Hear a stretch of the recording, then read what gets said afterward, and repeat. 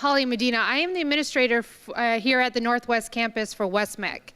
And just to give you a little bit of information, I know some of you have been here before, but the opportunity to let you know what this campus is. We are a publicly funded high school campus, if you want to put it that way, but we're a joint technical education district. And West-MEC stands for Western Maricopa Education Centers.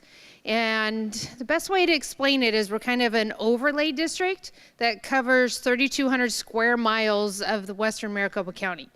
And we provide career and technical education to students anywhere within our boundaries. They come to us from public high schools, private, charter, homeschooled. Anybody who lives within our boundaries can come to us.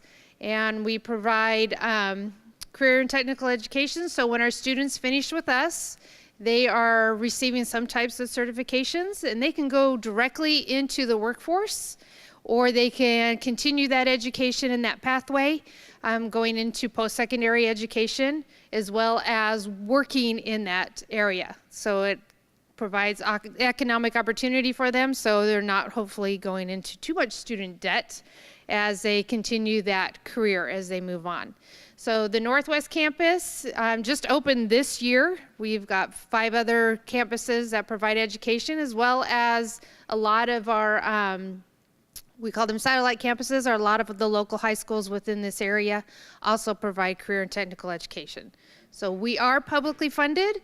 We receive ADM, so through attendance, as well as our buildings. This has recently been built thanks to a bond that was recently passed, so we can continue the construction. And the idea of this campus is we will cover all this dirt. So anywhere from Dysart Road all the way to the hotel, and we continue to bring careers in technical training and whatever is coming to the future. So the students here are all high school students. They start at their home schools in the morning, or charter schools, or online, and then they come to us in the afternoon. They're here anywhere from 2.5 hours to 4 hours every single day. And they provide services, and we have a cosmetology salon. So if you need to come over and get your hair done, your nails done, facial, pedicure, whatever you want, we provide those types of services that are done by the students, so they are prepared to go out and get right into the workforce. There are future healthcare workers, there are IT security people that are going to keep you safe or keep your accounts safe, especially through your phones and any other type of device that you use. So I just wanted to give you a little bit of explanation as to what West-MEC is, and I welcome you to our campus, and we welcome you to the program this morning. So I'm going to introduce to you Tara Jackson, the president for Arizona Town Hall.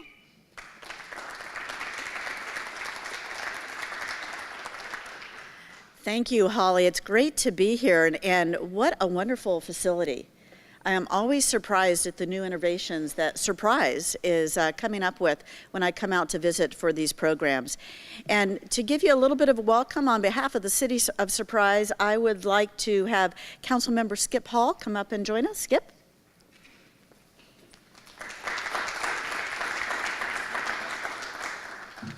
Thank you, Tara.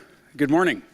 And welcome to Surprise in our newest education venue, the West-MEC Lightbox. I'd like to begin by introducing my fellow city council members who are with me here this morning. Vice Mayor Ken Renly and Councilman Roland Winters, Councilman Patrick Duffy, and Councilwoman Nancy Hayden. Here in Surprise, we are committed to enhancing education opportunities and have a record of success, from partnering with West-MEC to the first residential university, Ottawa University in Surprise, to our ongoing collaborations with Dysart School District and our charter schools. We're grateful to be the host city for today's program. The topic, funding pre-K through 12 education, comes at a very poignant time in our state. With the recent teacher walkouts, the spotlight has never shined brighter on the need to adequately fund education in Arizona. I look forward to what our esteemed speakers have to share with us today, and encourage all of you to continue the dialogue so that our students obtain the education and skills they need to enter into and succeed in the future workforce. It will benefit us all. So without further ado, I'll turn it back over to Terry Jackson. Thank you, Tara.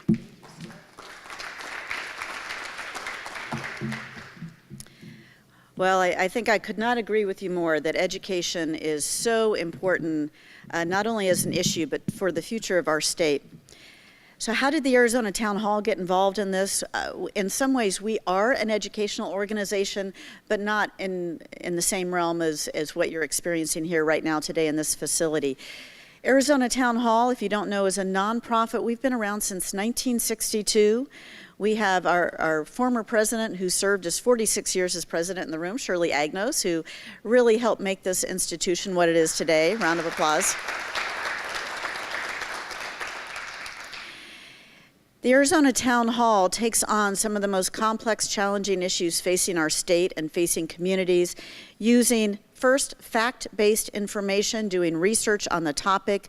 We then have a series of constructive conversations so that we can try to help solve the problem. Conversations that include a broad array of perspectives and voices, whether it is urban, rural, in this case, whether you are an educator or a student, and everything in between. Our goal is to take that background information, the facts, and to bring all those perspectives together so that we can solve the problems facing us. And it was a fascinating series of conversations last year.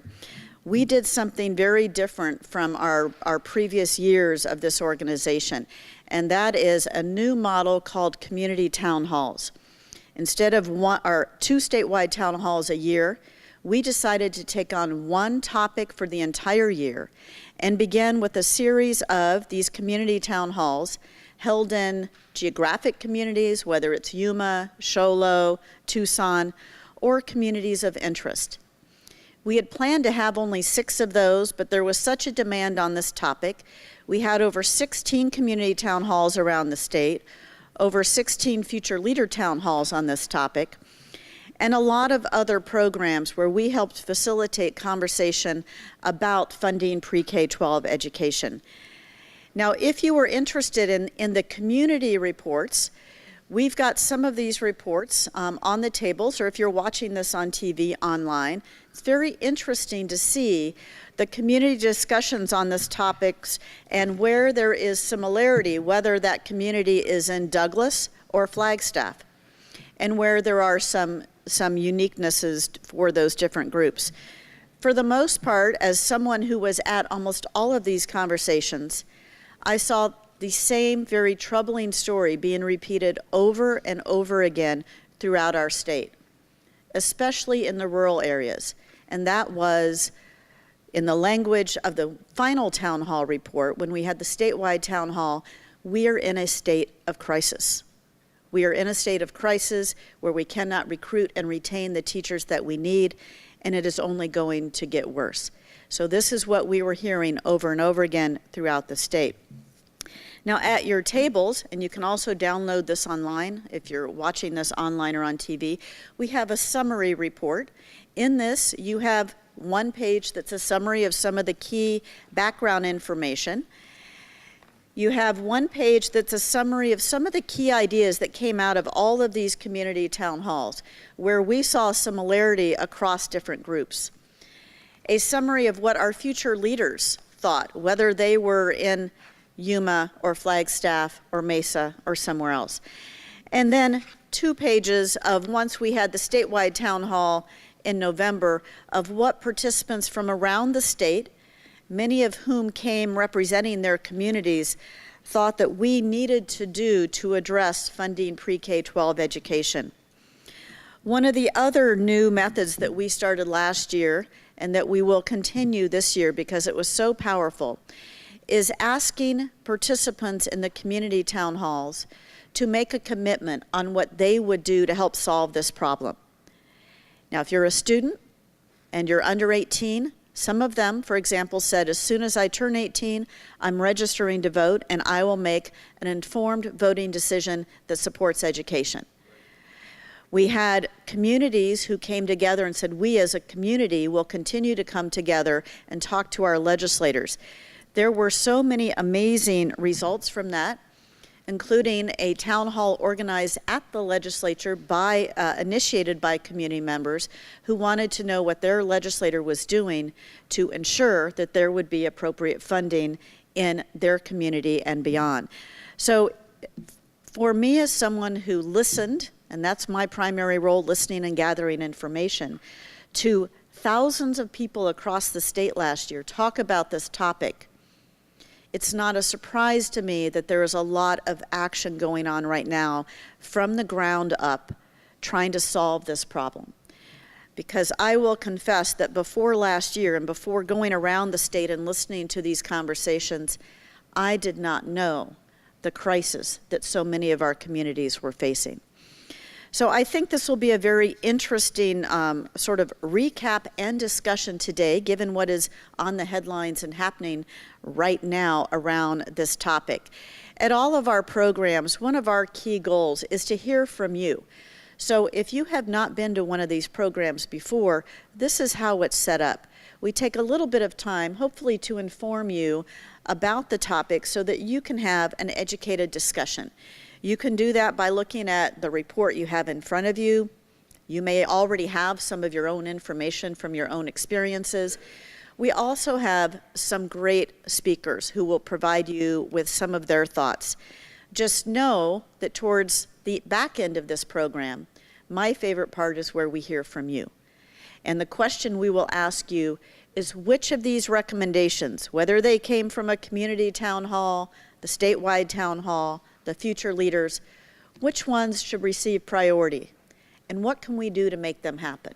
What can we do for the betterment of our community, to maximize the potential of our state? What action can we take to move things forward in a positive way? So keep that in mind as I introduce our first speaker.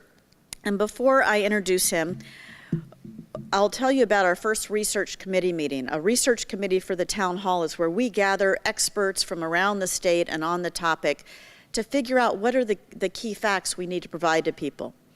The first important fact I learned is that Arizona's school finance system is one of the most complicated in the entire nation.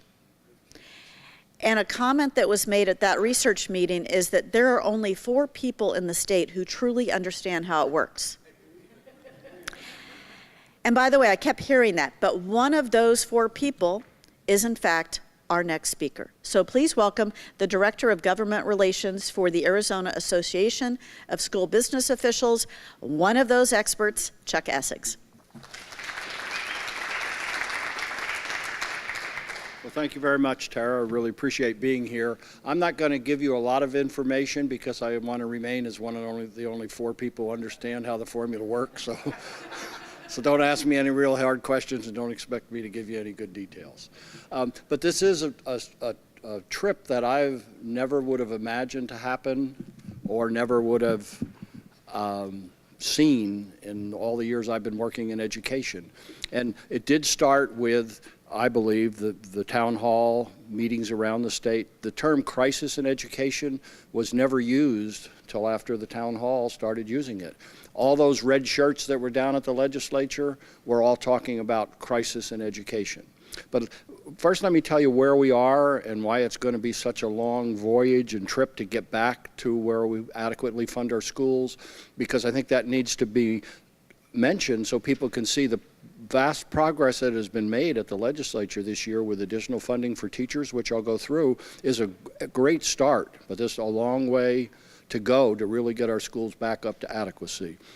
And the thing that I normally use when I talk to people, if you go back to the 90s, we weren't one of the highest funded states in the country, but we were at about 89% of the U.S. average. So what that means is a student in any school district, in the Peoria School District, the Dysart School District, the Mesa School District, back in the 90s, the school boards and the school and the community had about 90% of the dollars available for each student that was available to the average student in the country. And that allowed Arizona to be competitive. It would have been nice to be above, but at least we were close to where the rest of the nation was.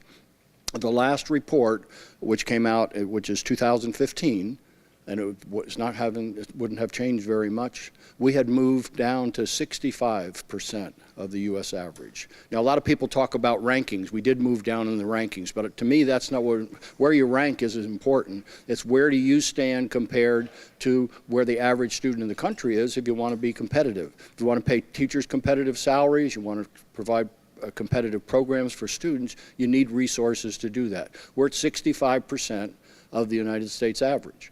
And we're probably going to be there hopefully we're going to start moving back, but it's a long trip to get back to where we were in the 90s. And that's why I want to start out with that, because what you'll see is a lot of new money coming into schools. And I'll kind of put that in perspective where it actually takes us. We have a long way to go to get back where our schools have the resources to be competitive with other states across the country. So that's kind of the background. As the town hall started out around the state, and I was involved in two of the community meetings. In fact, one of them was with our organization. People, I think, finally started to understand we're in deep trouble. We have a long road to get back to where we can be competitive, where we can pay our teachers properly, where we can kind of have the programs that people need. And the town hall did start that term crisis, and I think probably started to show people there is a real challenge here, and we need to do something about it. Now, then what caused the movement to continue? The next really big thing, and Ken Hicks, who will talk to you later, and we've been involved in education funding for a long time, and there was certainly the business officials, the superintendents, the school board members understood it, but it really wasn't that well known in the community about how deep the problem was and what needs to be done to motivate people to make a change. The next really big step was the Save Our Schools parents. When the legislature expanded voucher programs in the state and they passed that legislation, there were a group of parents in the state and school advocates called Save Our Schools, went out and to get signatures to put it on the ballot. Had to get a little over 100,000 signatures.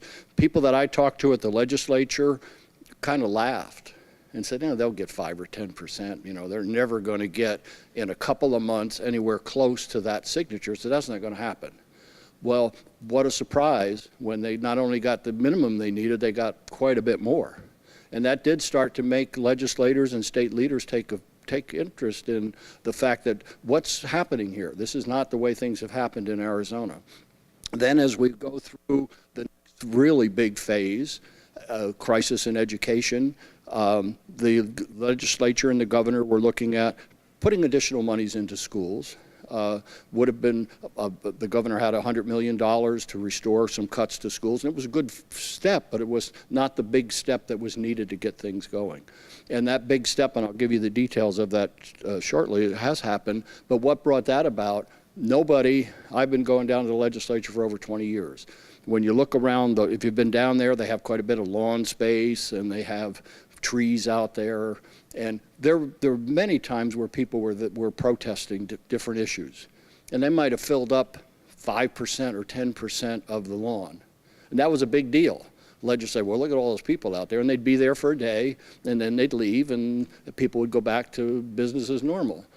Nobody ever imagined or would have ever dreamed of sitting at the Capitol and looking down Jefferson Avenue. As far as you could see, the street was full. The areas around the legislature were just packed. You couldn't move. You couldn't find a place to park within miles. And not only did that happen on that day, it happened every day since then with smaller numbers, but even yesterday, there was probably 5,000 teachers there. They packed all the legislative meeting rooms, they packed all the areas around there, whatever, because people started to realize there is a crisis. Now, what did that wouldn't have happened without, I think, people realizing there's a crisis in education. But what that also meant is the legislature and the governor really did react, and whether you're a Republican or a Democrat, at least it shows that either out of fear or out of wanting to do good things for schools, they took a really big step. And I'll just put it in round numbers or whatever, is the additional money for teacher salaries is about $300 million. There's $100 million extra in what's called district additional assistance, which is the capital funding for schools that is being restored. I hate when people say, well, that's a new source of funding. That's just less of a cut, but it's still new money for the schools. So now we have $400 million. Inflation, that's part of the budget because the school districts won the lawsuit a couple of years ago, is another $100 million. And there's about $50 million in the classroom site fund, the money that came from the 0.6 so it's over $500 million, and those monies are above inflation, except for the $100 million for the inflation increase. That's a really big step. But you got to remember, is if we're about 2/3 of the national average and what we have, it's going to take many more big steps to get where we need to be, but it's certainly a big move in the right direction. And the legislature and the governor, as they worked, they have made some improvements in what they were doing. They were originally going to a lot of it was just going to be grant money in a particular year. All that $300 million for teacher salaries now goes in the base funding formula, where it has to be provided inflation every year. The legislature can't take it out. That was part of the lawsuit. So not only is it a really good move, it has some really good protections for schools, so at least they can start planning for that particular money. So we've come a long way. But the reason I started out in the beginning, we have a long way to go. And hopefully people just don't think that it's done. We have a lot of support staff in the schools that need additional help. We need facilities. This is a great facility. But this was paid for with bond money from the local citizens who voted to approve it. The school districts that can't pass bonds have really been even they have been struggling, but the ones that can't pass bonds have really been struggling because they don't have hardly any capital money. So we have made a big move. We made a big move in the right direction, and people now are starting to listen. Now when we talk about what the town hall did to call a crisis, we talk about the Save Our Schools parents, advocates efforts, we talked about the Red for Ed. What's the next big thing? And it's the elections in the fall. People need to make sure that we get a really good turnout, whether you're Republican, whether you're Democrat, but you want to make sure that people get out and vote. So, because some people say, well, the legislature doesn't represent the people. They probably don't in many cases because the small numbers that vote. We had a person do a presentation to our ASBO organization, and he had a room like this. And he said, okay, this is all the citizens in Arizona. And then he had everybody stand up. And he basically said, you sit down, these are the people who haven't registered. So now you have a smaller part of the room. And then he went all the way through to the people that finally vote in the primary election, and it was like part of that table because such a small turnout. And you have to remember in Arizona, the primary elections decide almost except for maybe 4 or 5 of the 30 legislative districts, they're all decided in the primary election. So the 60 the House members, the 30 senators, most all of them are decided in the primary because we have Republican districts and we have legislative districts. And if you're a Republican in a Republican district, you're going to probably win the election in November based on what's happened in the past. So people need to realize how important the primary is, because if you don't vote in the primary and Republicans or Democrats in their own primary can vote there, the best deal is if you're an independent. Because you can go down to the polls and take a primary ballot for what Republican or Democrat, whichever you want to, whichever one you think is most important or whatever. But I want to stress how important it is that we get a good turnout, we get the voters picking the people that they think best represent the state, and we'll keep our state moving forward. But we have made a big step with the money that's coming out to schools. It will significantly raise teacher salaries. We'll know exactly how much that is probably in the fall, because each district and each charter school is going to have to report to the state what was your average teacher salary this year, what's your average teacher salary next year, what kind of increase in that is, what kind of percentages. And so we'll, for the first time, know for all districts and all charters what's really happening. My feeling is where they talk about there's a 1% raise that's already out there. And there's supposed to be another 9% that gets added on top of that. But that's why people, when they talk about the 10%, it's 1% of already raises out there. My feeling is that we'll probably, when we see those reports, maybe be on average at that level or above. So we're really going to make a big step, but it's a long, long way to go. And hopefully people stay involved and people stay active. And I would be, answer questions now, or you want to do them later? We'll see if we have time. Thank you. Okay, great, thank you. So as you heard in my introduction, he is certainly the person you want to ask questions of, one of the 4 people who understand it. So as I was trying to grapple with how do we finance K through pre-K-12 education in Arizona, and why has it become an issue, and how do I take expertise like what Chuck has and put it in my own frame of reference, I want to share with you what I learned and how I look at it. Because one of the things I learned is several decades ago, we had what was considered a model funding system for our schools in Arizona, one of the most equitable in the country. And so I'm going to use the metaphor of a house. Decades ago, we had a really good foundation that we set. But what happened is that foundation that we set on how we funded schools did not take 2 things into account. One was charter schools and funding public charter schools. That was not there at the time.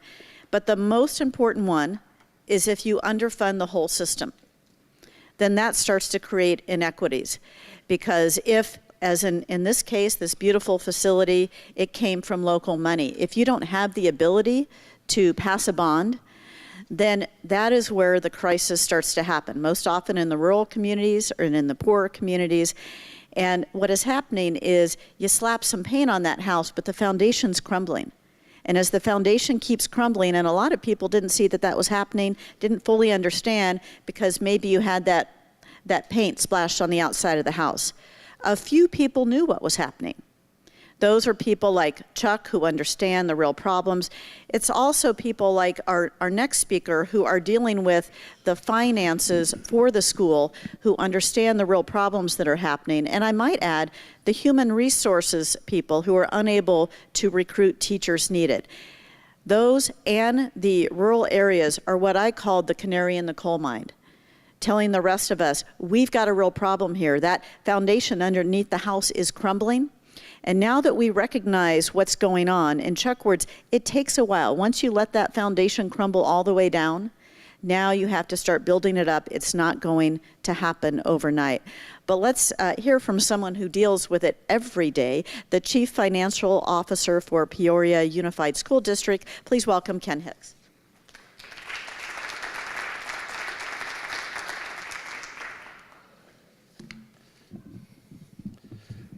Thank you very much. And oops, let me make sure I'm talking in the mic.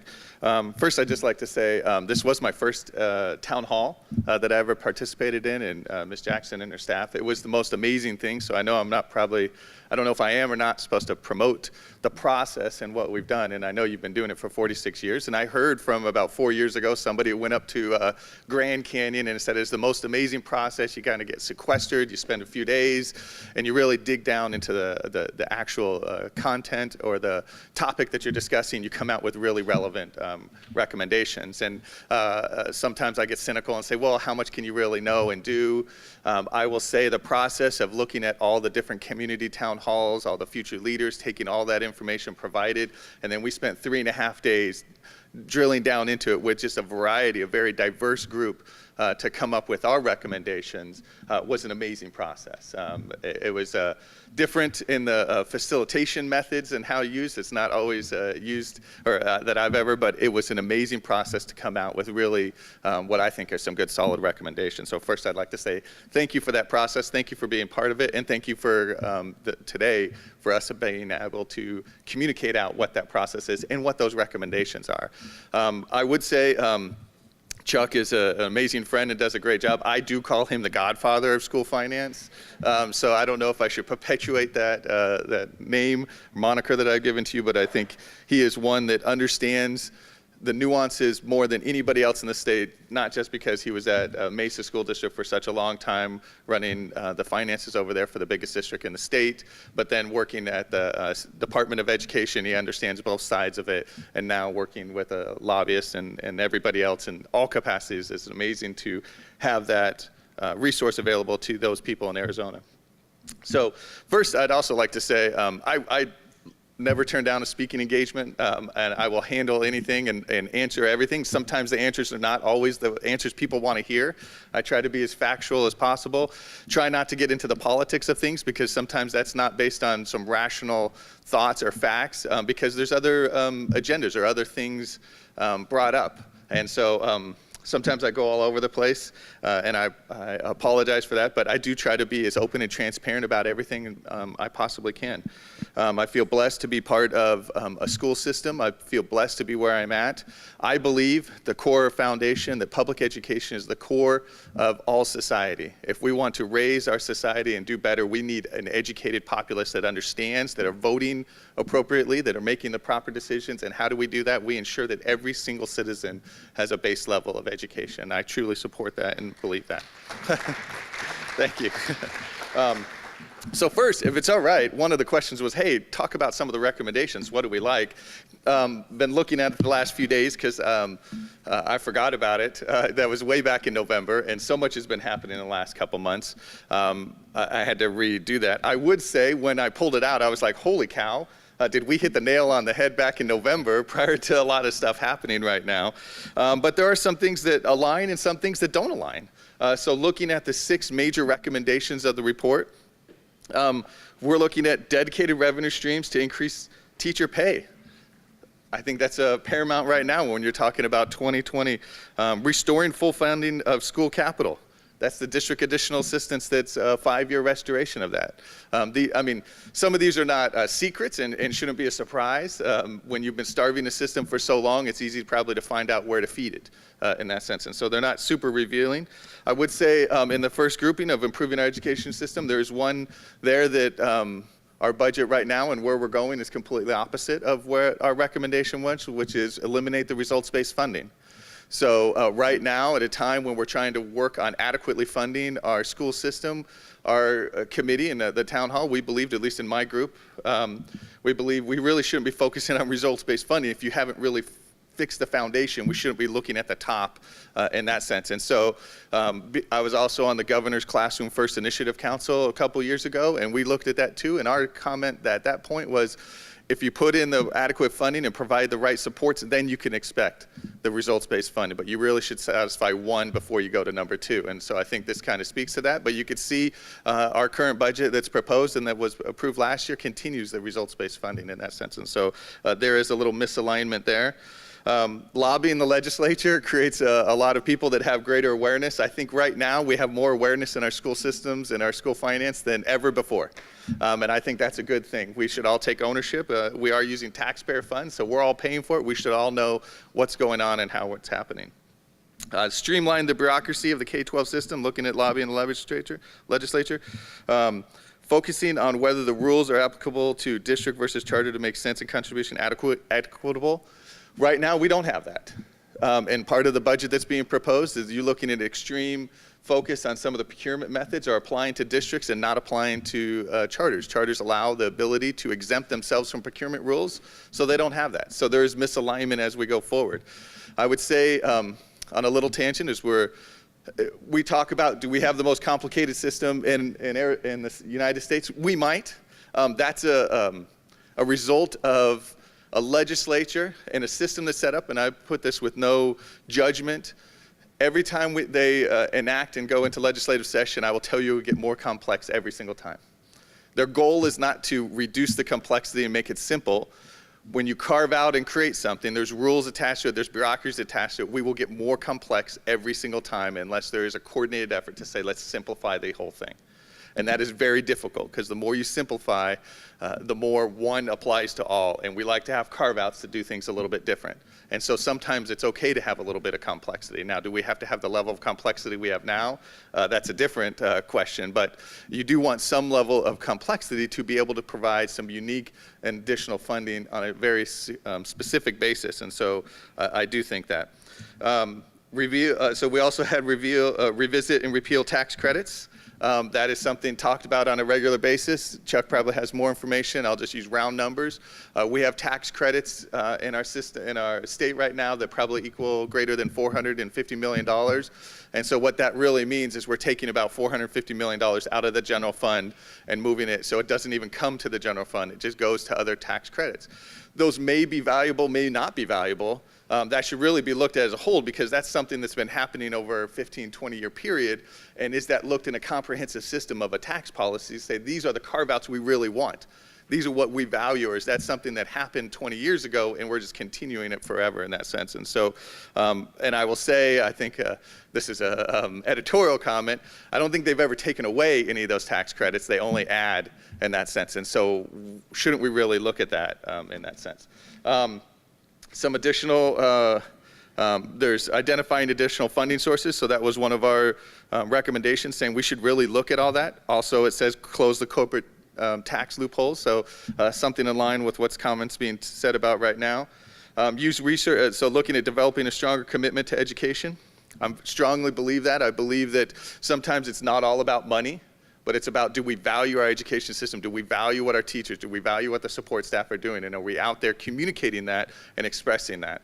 There's a lot of things you could do that are not money related that carry a lot of weight, and are we always doing that? I don't know. I hope we are, but that is something we should focus on. Using available data to quantify what adequate means so that we understand. I say adequate, I've already said it a few times. We might all have different definitions of that. We should look at the data, understand if it is to get to the national average or within a certain percentage of that. We all know what that is. Hold elected officials accountable. I think that's something where, with the awareness and what's all going on, people are being more aware. There is more conversations. I know I email our legislators that represent the Peoria School District on a regular basis, and they respond back to me. Now, they probably expect that I'll be emailing them, and it probably doesn't carry the same weight, but does our populace. These are representative officials that are elected that should be responsible and accountable to their people that they represent, and I think that's a positive thing. Ask the governor and superintendent, jumping over for leadership implementation, ask the governor of public instruction to improve our pre-K-12 education system and engage in our challenge our legislature. We're doing that. I think that's happening now. So I think some of these we got way out in front. I think it's very astute that we're hitting the nail on the head.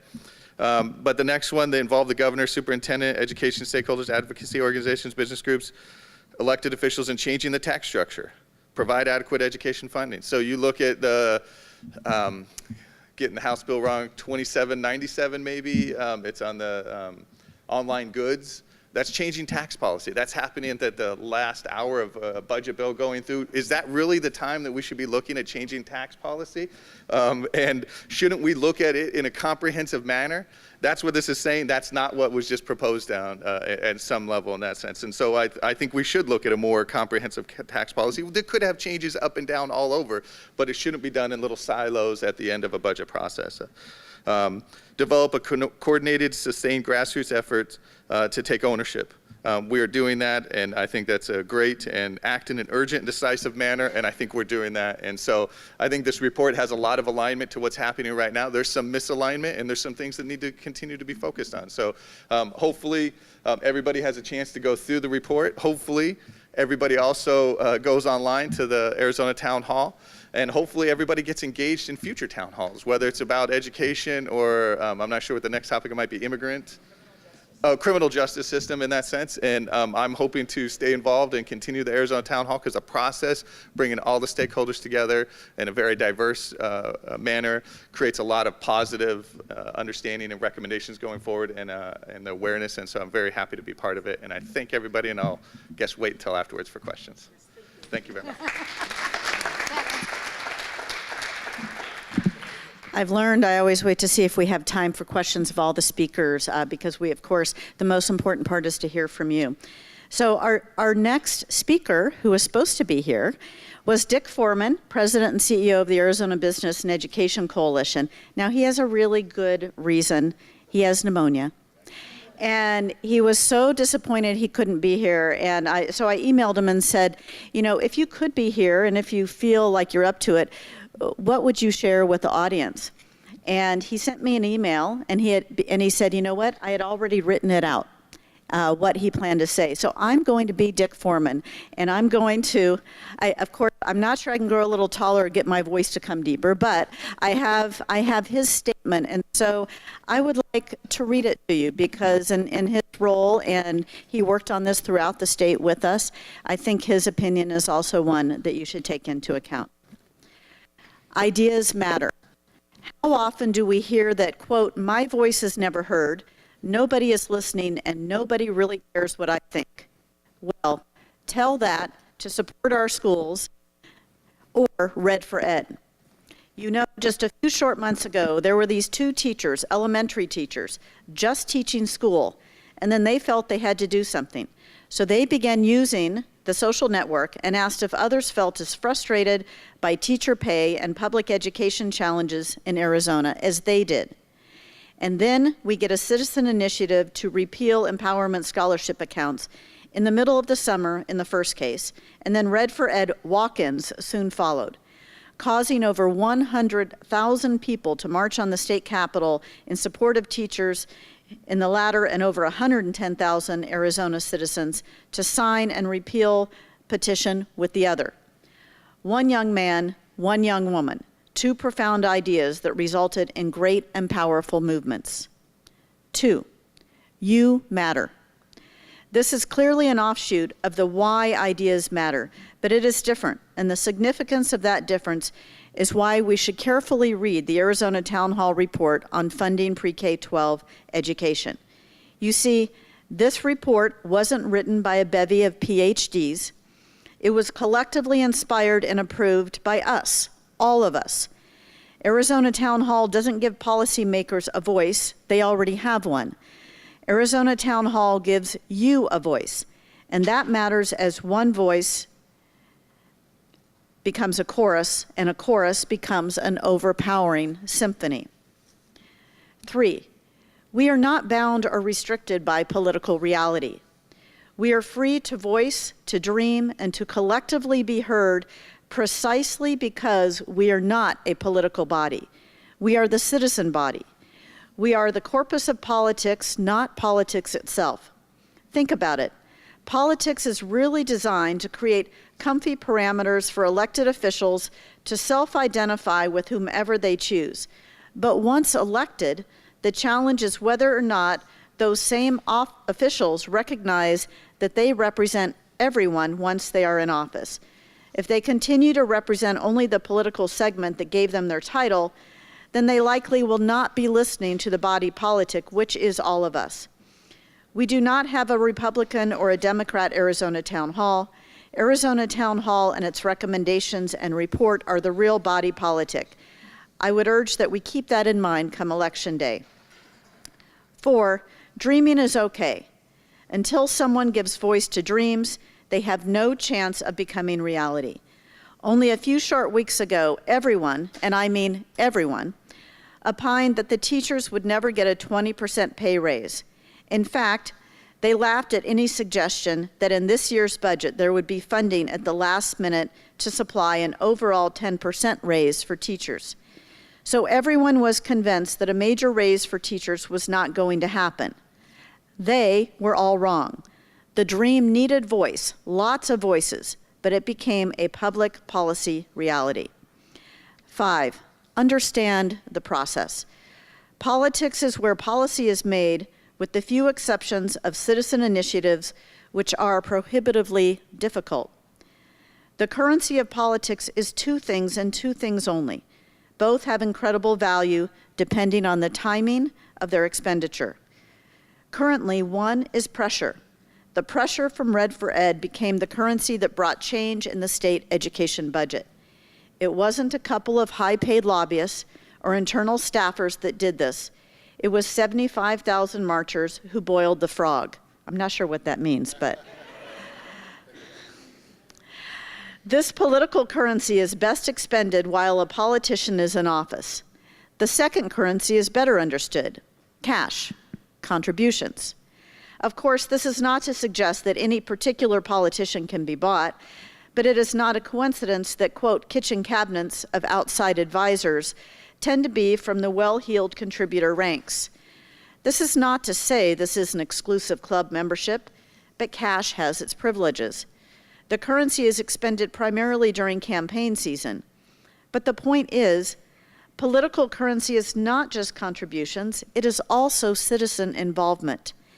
Arizona Town Hall reminds us that involvement has its privileges, and that is the real currency. We are all privileged to have participated in the Arizona Town Hall, and the results we are getting is really a positive reinforcement to us all. That this report did not gather dust on a shelf and remains the single greatest compilation of school finance data in the state of Arizona, and that it is the basis and the required first step to citizen awareness and engagement, is quite the profound reminder of what the body politic is capable of. In a word, Arizona Town Hall is a bank for us to invest our passion, determination, expertise, and time. It can and does get results. Dick Foreman. So that's Dick's comments, and since this is being recorded, he'll get to grade me on whether I read them appropriately, and he can explain later to me what a boiled frog is. But in any event, at this time, we are going to go to the discussion. Now, you may have questions as part of that will naturally go into the discussion, and I am going to turn it over now to Patrick McDermott, who's the Community Affairs Manager with Arizona Public Service, APS, a longtime contributor to the Arizona Town Hall, a great facilitator. Can't believe I have to say this while he's standing next to me. And in fact, he was a panel chair at this last town hall. So let me turn it over to Patrick, who's going to be your facilitator, and I'll be acting as your recorder today. Thank you. Thank you, Mr. Foreman. Tara. So here's the fun part. We get to hear your voice. And so what we're going to do now is kind of walk you through what we do at Arizona Town Hall. A little upfront request is consider, if you haven't, becoming a part of the next town hall, which is criminal justice, which actually is a nice segue from this topic, because the more we do to educate our students and keep them in school, the less we have to do on the back end, right? So I'm not trying to give away the punchline, but it is a nice segue. And kudos to Arizona Town Hall for always being right on topic for what is going on in this state. Our best days are ahead of us. It's our opportunity to do things right, and I applaud you all for being here today and being a part of this. So what we're going to do is kind of walk you through what it's like to be on a panel. There are typically 4 groups of individuals from across the state, all kind of different backgrounds and expertise and non-expertise like myself in a lot of these, but I learn a lot. And I say that not to be self-effacing or falsely humble, but if you think you don't know about criminal justice, guess what? You do. You're a citizen. Your taxes are involved with that. Your society, your communities have to deal with those issues. So yes, you can be a panel participant, and I would hope that you would go online, get some more information, and consider doing the next town hall on that. All right, so enough on that. So what we do is, on a panel is quite simply we have people respond to a question, and we have a recorder who we have the best of the best of the best with us today, and Tara Jackson over here. Isn't that nice? Thank you. Well, I called you Dick Foreman earlier, and I apologize. But Tara, we typically have, well, not typically, we always have, and they typically tend to be attorneys and excellent scribes, taking down what it is the group is talking about. And then we congeal each session into a position statement on the question that's being asked of this particular panel. And again, there's 4 different panels in 4 different rooms. And we do that after each session. And then each day we bring the scribes together to congeal that into a position statement for the entirety of the group. And then, so this goes on for 2 days. And then on the 3rd day, we go into legislative session, if you will. That's the opportunity to make amendments and do all the things that we want to do before the final report is produced. And it is kind of fun. I call it a legislature because there's a lot of squabbling and back and forth and gamesmanship going on in the hallways to make sure that certain words get in there, certain statements or clarifications. So it is very invigorating and actually very thrilling to be a part of that. So again, there's the commercial for Arizona Town Hall. So here's what we do. We don't just blurt out because Todd will come by and slap you, but we raise hands and I will call on you, and then I typically have a note sheet where I write everybody's name down so I don't forget anybody, so forgive me if I forget you, but keep your hand up or put it back up. But we're interested in what you have to say on this topic. I'm gonna make sure that Todd gets to you so you can be in the microphone, that this gets captured on the audio digital recording. Inside joke there with Tara. Anyway, so let's go. All right, so what recommendations should receive priority, and how can we make the recommendations a reality? I think number 3, lobbying the legislature is the most important, and I think if we successfully lobby the legislature, we can achieve the remaining 5 recommendations. There's so many bills that impact the bottom line of education funding and increasing teacher salaries, such as the digital goods bill that Ken talked about. They need to understand the importance of it, and then they need to advocate for it as well. Awesome, great, thank you. By the way, typically I would not be responsive at all and head nod and all that as a panel chair. I have to sit there stoically and not show any partisanship. We'll go Sintra and then over to Connie. Thanks for the opportunity. I do have to say that the Arizona Town Hall process is incredible, and if you've been through it, if you have not been through it, you really need to experience it. I would say developing a stronger commitment to education. My role is in economic development, and I think that that's really important. If we want to attract businesses to the state of Arizona, we really need to make sure that companies are aware of our commitment to education and not just hear the negative side. I love the Red Sea. It's kind of a little bit of a double-edged sword in the economic development world. I support it 110%, but I do have a concern about how that's going to affect business development. So I think it is important that we message that, and that the state, the leaders of the state, have a very strong commitment to developing education, and that's why we're doing this.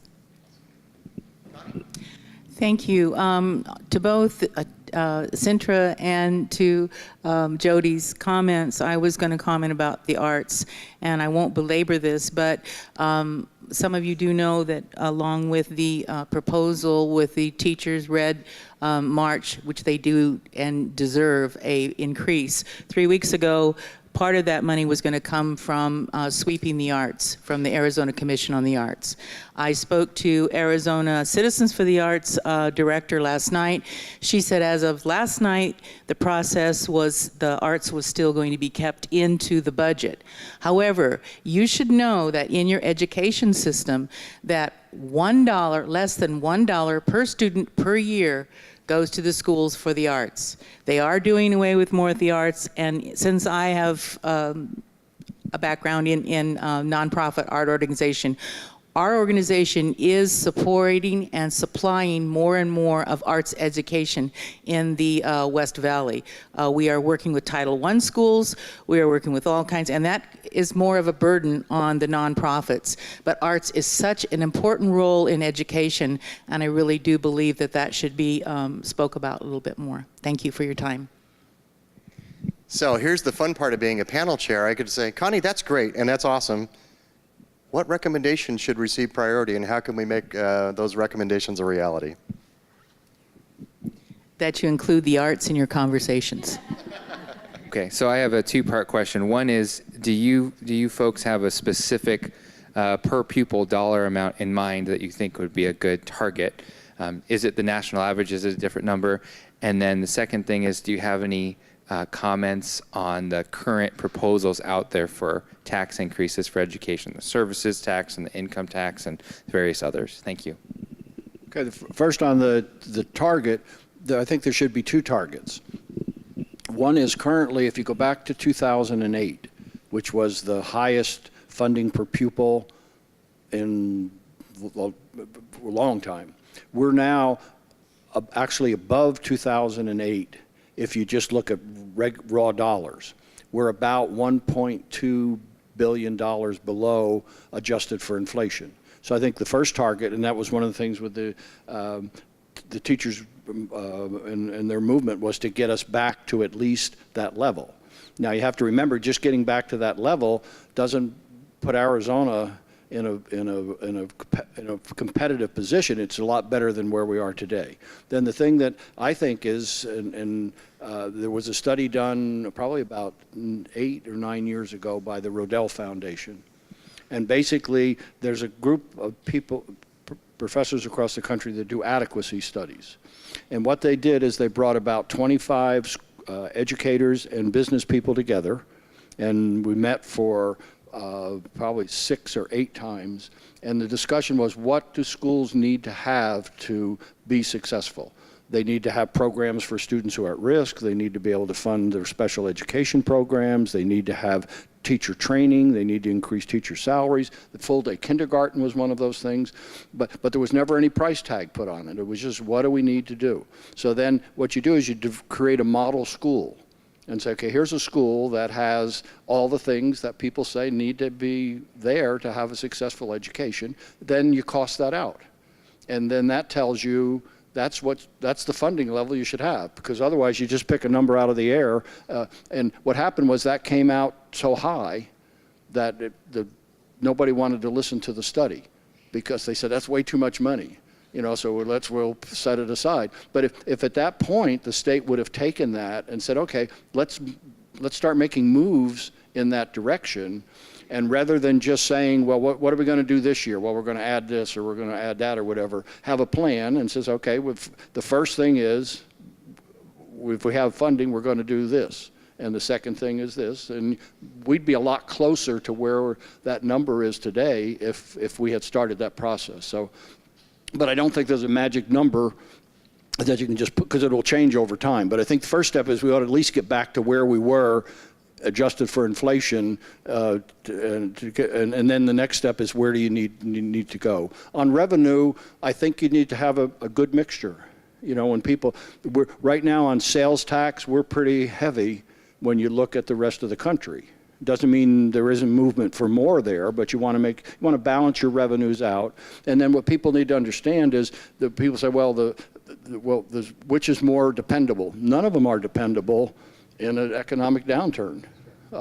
Property taxes probably remains a little bit better, but not much, because people lose their homes and things of that nature. So you want to have a plan that includes, what are you going to, where do you need to go, so when you have the downturn, which is going to come, you can weather that or whatever. But I think we need to have a better balance from where our revenues come.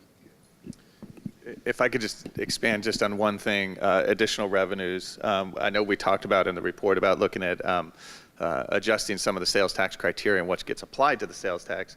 But one of them on the excise tax is something I've heard plans about and talks about for a couple of years now, which is we actually create a surplus of actual energy here in the state of Arizona, and it gets exported out of our state. And we could create an excise tax just on that, give a credit back to everybody that lives within our state, and then you're only taxing that leaves. And that could, depending on what the actual excise amount is, generate $200-400 million without impacting a single resident in the state. Now, have I heard from people in California that said, well, we just won't buy our energy from Arizona anymore? I have heard that.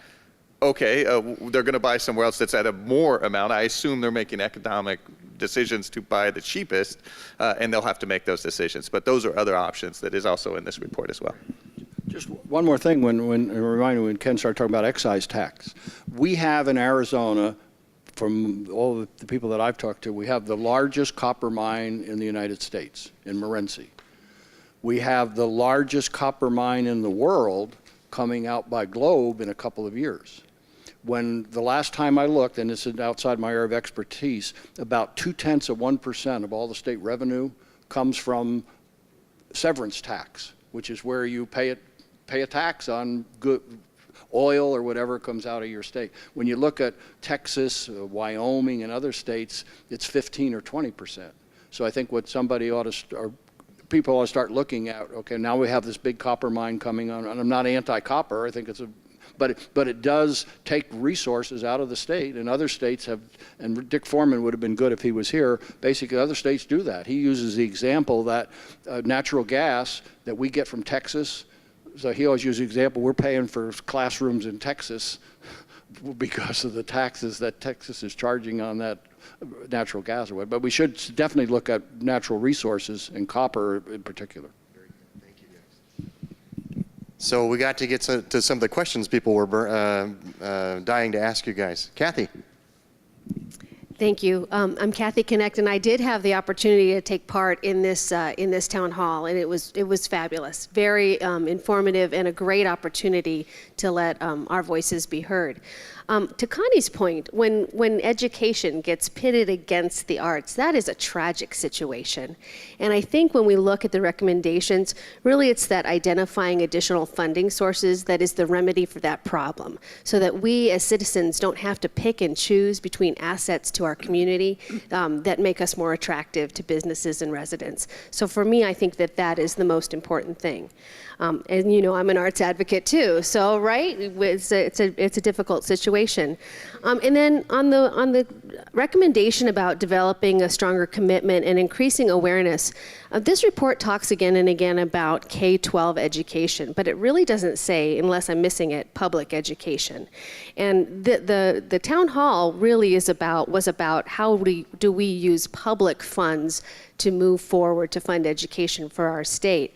And I think that speaks to a bigger problem that we aren't all talking always about the same thing. And I think defining our goals and really what is the vision for the entire state collectively, what do we want collectively, it'll make it so much easier for us to make these other decisions on how do we want to fund it, what are the resources we're going to put into it, and what are the outcomes we're seeking for. So my recommendation that's not in here would be to define a common vision for the future of Arizona.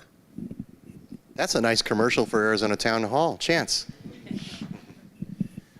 One of the recommendations that I would like to see is reinvesting substantially in Arizona pre-K education. And I think what I've seen through a result of this Red for Ed movement is a lot of people don't understand it. I think Chuck said it well, that it is extremely complicated, and when you have 4 people in the state that understand it, it's hard for the common citizen to kind of wrap their head around it. You know, I'm a business person, and I look at, let's just round numbers, $8,000 per kid going into the classroom per year, and we've got 25 kids in a class. I'm just doing the math, and we're paying the teacher $40,000 of it. Where's the rest of the money?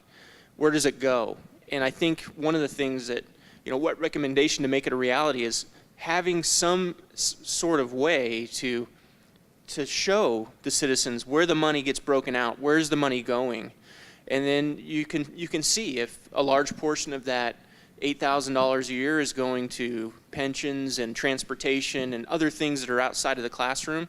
I think we make a better argument to the populace that we need to raise that funding. So that's my suggestion. Thank you. Mr. Vice Mayor.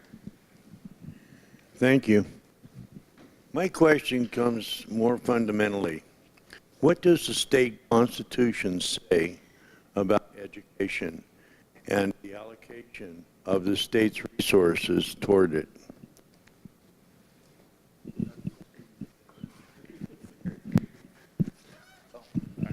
Okay. It says there should be a general and uniform, the legislature should fund a general and uniform public school system K through 12. And that's one of the priorities of what the state should be doing.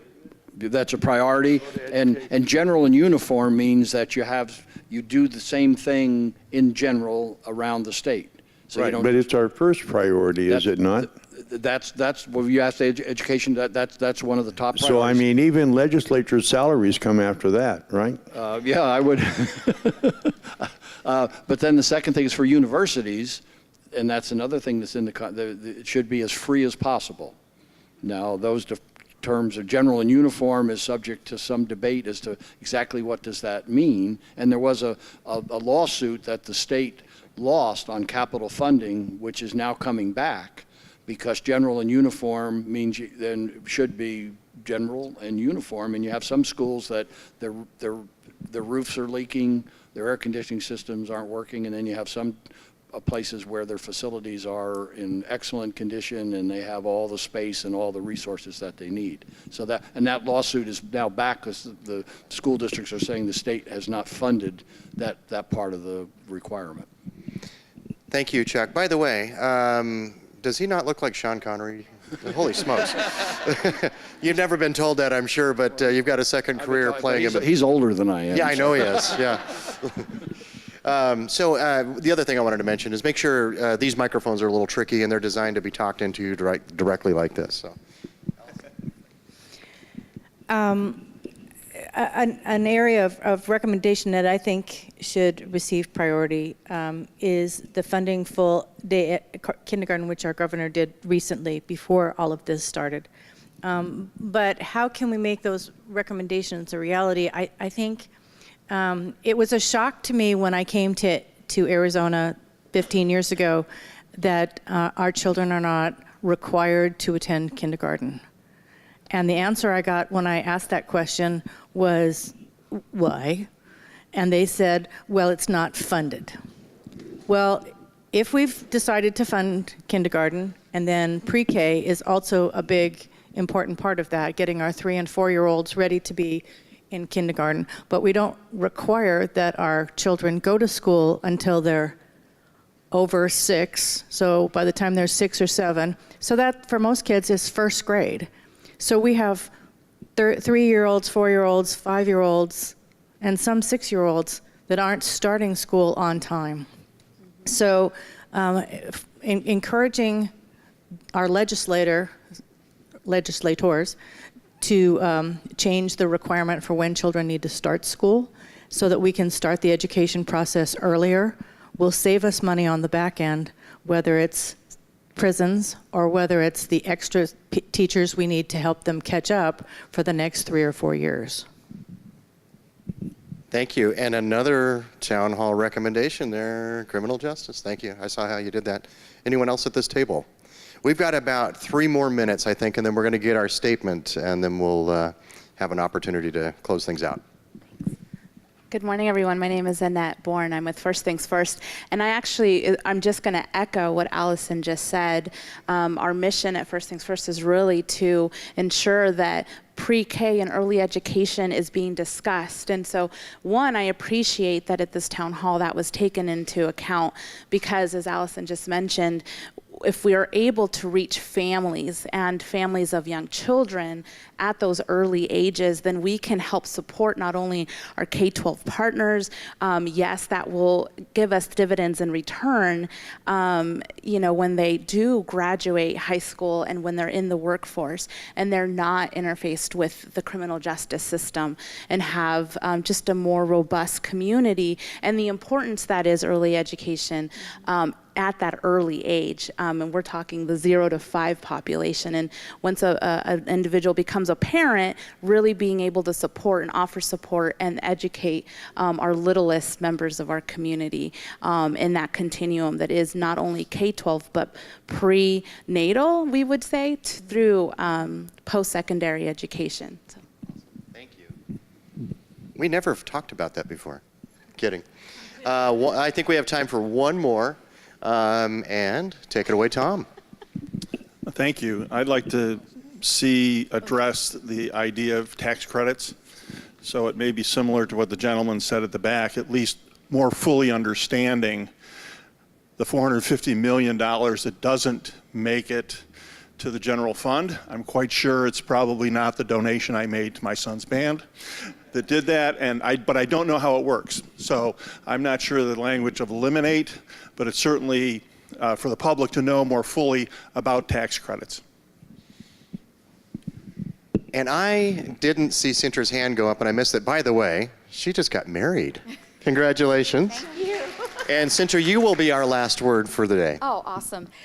So back to the recommendations, I think one of them is providing leadership for implementation. And I'm going to weave in my question to Chuck specifically, I think, with this one is there a model, clearly you have a lot of experience in this, is there a model state out there that, when we try to get our leadership or anyone to take a task on, it's always nice to have a good model to strive for. Is there a good model out there that you feel that we're closest to aligning with that we can strive for in Arizona?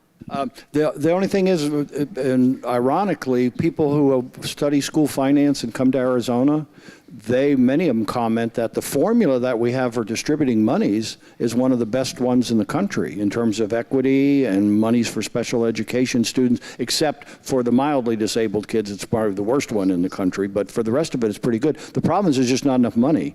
And I usually, when I do presentations, I tell people, you find the best school finance formula, if there was one, that everybody agrees this is absolutely perfect. Take it in Arizona, put the dollars that Arizona has into it, and it's a terrible formula, because we would still be at 65% of the national average. So I don't think the formula for distribution, and Ken spent a lot of time with the governor's Classrooms First, and they looked at that, but what they tried to do was to fix it without any more money. And every fix basically would cost some dollars. So I think our formula for distributing there's just not enough money to be distributed, but we could make it better. But I don't think there's a system in the country that maybe distributes money much better than we do. There's just not enough resources. Thank you. Give yourself a round of applause. You've just solved the whole issue today this morning, so I want to thank you all for being here, and we'll march right down to legislature and get this done. So I wanted to talk a couple more things, first of all, about some of the changes that we're making. You've heard about the power of what happened with the community town halls on education. We've actually already started community town halls on criminal justice. We did one in Phoenix a couple weeks ago. I did one just last night at St. Vincent de Paul at their food bank, talk about unique voices and getting their perspectives on criminal justice. And we'd love to do one in the West Valley. I hope to talk to some of you afterwards, because we already have partial funding for it. And so criminal justice, just think about the issues that you're hearing about in the news right now, whether it's the opioid epidemic, or here's the first fact I learned that I thought was a reason that we really need to look at that. Crime in Arizona has been decreasing over the last decade, quite a bit. Guess what's been increasing? The per capita, the percentage of people that we put in prison. So while our crime has been decreasing, we've been imprisoning more people. To me, right there, something's up. What is wrong with that? Why are we doing that? At a very high cost, a cost that takes money away from educating our citizens. In fact, I think that's been one of the only budget areas in the state budget that has not decreased over the Great Recession. So it's really fascinating. There are many other issues that are starting to crop up. Every time we take on a new topic, it's amazing for me the learning curve I have in listening to the issues around the state. Rural Arizona is especially dealing with the cost not only for people in jail or prison of substance abuse, but the cost to their communities. And so again, rural Arizona is always a very interesting voice and perspective to get, often that canary in the coal mine, as they were on the education funding issue. And if you're wondering how we pick our topics, it happens in large part at that annual meeting. We have great speakers on the future topics, and if you're a town hall member, after you hear the speakers, you get to go into panels and vote and decide on the next topic. So if you're not a member, go online, become a member. If you want to have a vote in that decision, if you just want to hear some great speakers over the lunch hour, come to that lunch program. Everyone is welcome to come, and you'll probably get a preview of what you can see starting to come down the road on the issues facing Arizona. Because it always works out that way. By the time we address it, it is what is on the front page of the paper. It's fascinating how that works. I'm sure Shirley did that somehow years ago.